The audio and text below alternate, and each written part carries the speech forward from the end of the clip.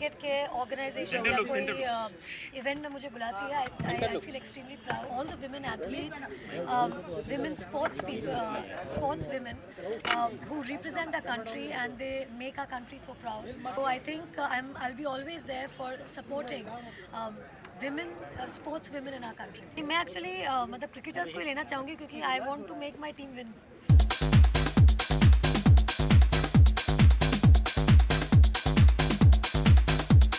फिलहाल तो अभी अंजुम है, Anjum and Jhulan. I think they are extremely talented. मैंने उनके मैचेस भी देखे हैं. लेकिन I think it just makes me feel very proud that they are doing so well for a team which represents a country around the world. जो मतलब लड़कियां हैं वो हर फील्ड में आगे जा रही है और मैं वेट कर रही हूँ उस दिन को देखने के लिए where women cricketers will be on TV endorsing a brand. Wow.